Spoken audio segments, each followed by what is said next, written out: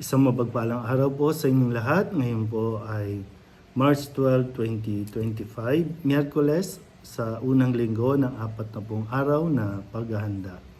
Ang ating pong unang pagbasa at pagninilay sa araw na ito ay hinango mula sa aklat ni Propeta Jonas chapter 3 verses 1 to 10. Sinabi ng Panginoon kay Jonas, "Pumunta ka sa lungsod ng Ninive at ipahayag mo ang mga ipinasasabi ko sa iyo." Nagpunta nga si Jonas sa Ninive. Malaki ang lungsod na ito. Aabuti ng 3 araw kung lalakarin pabagtas. Siya'y pumasok sa lungsod. Pagkaraan ng maghapong paglalakad, malakas niyang ipinahayag, gugunawin ang Ninive pagkaraan ng 40 araw. Naniwala ang mga taga roon sa pahayag na ito mula sa Diyos. Kaya nag-ayuno sila at nagdamit ng sako bilang tanda ng lubos sa pagsisisi at pagtalikod sa kanilang mga kasalanan. Nang mabalitaan ito ng hari ng Ninive, bumaba siya sa kanyang trono, naggubad ng balabal, nagdamit din ng sako at naupo sa abo. At ipinasabi niya sa mga taga Ninive, "Ito'y utos ng hari at ng kanyang mga pinuno. Walang kakain isa man, wala ring iinom, maging tao o hayop. Lahat ng tao at hayop ay magdamit ng sako. Taimtim na manalangin sa Diyos ang bawat isa. Pagsisihan ng lahat ang nagawa nilang kasalanan at talikda ng masamang pamumuhay. Baka sa paraang ito ay mapawi ang galit ng Diyos. Magbago siya ng kanyang pasya at hindi na ituloy ang balak na paglipol sa atin." Nakita ng Diyos ang kanilang pagtalikod sa kasamaan, kaya hindi na itinuloy ang paggunaw sa Ninive. Ang salita ng Diyos. Muli po, isang mapagpalang araw sa inyo pong lahat. Sa araw na ito, napakagandang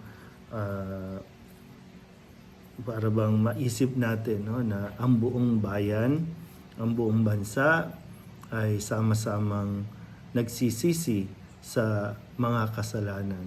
Siyempre, sa kwento sa ating unang pagbasa ng ipahayag ni Jonas na ang plano na paggunaw sa Ninive, pinangunahan ito ng kanilang pinuno, ng leader at ng ilang pang mga pinuno ng bayan, na sila ay nag-ayuno o mag-ayuno. Lahat ay gumawa ng kautusan na lahat ay makikiisa sa paggawa ng pag-aayuno upang mawala o mabago ang galit ng Diyos sa kanilang bayan. At dahil nga doon sa kanilang pagsisisi at pag-aayuno, hindi na itinuloy ng Panginoon ang kanyang plano na paggunaw sa Ninive. Napakagandang halimbawa, napakagandang ehemplo na makita natin na mismo ang mga leader ng ating bansa din ang siyang mangunguna sa pagtalikod sa kasalanan, paghingi ng kapatawaran sa Diyos.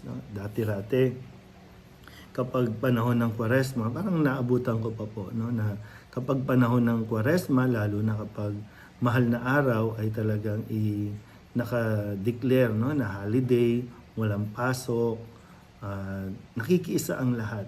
Pero ngayon, dahil nga lagi tayong nakatuon sa hanap buhay, sa pinangihinayangan natin ng kita, yung kikitain sa isang araw, kaya ayaw natin magsara ng mga businesses, kasi nga laging doon, nakatuon. At nawawalan tayo ng oras para sa ganitong panahon na tayo ay magsisi, na magbalik loob ulit sa Diyos. Pero yun nga din po, gaya ng nasabi ko, napakagandang halimbawa kung makikita natin mismo na ang pinakamataas na pinuno ng ating bansa ang mangunguna sa pagdarasal, sa paghingi ng tawad sa Diyos. Napakaganda siguro at napakapayapa siguro ng ating bansa. Ngayon, sa nangyayari sa kasalukuyan, talagang yung kasalanan ay hindi na individual, kundi ang ginagawa nating kasalanan ay kumbaga communal na, no? Community sin na, no? Parang tinotolerate na natin lahat na ang kasalanan okay lang, no? Na basta malaki o kilalang tao, okay na yung kanyang kasalanan, no? Kaya po nawa, no, sa panahon ito talaga ng Kwaresma ay mapaglaanan natin ang panahon na balikan, no, yung ating mga naging pag-uugali, yung ating mga ginagawang desisyon. Kung sakali na ma-realize natin, makita natin na malaki ang ating pagkukulang at kasalanan sa Diyos, nawa ay wag din tayong mahiya, no, na lumapit sa Diyos, sama-sama tayo bilang isang komunidad dahil sama-sama rin naman nating mararanasan ang bunga ng ating pong mga pagkakamali. Muli po, isang mapagpalang araw sa inyo po lahat.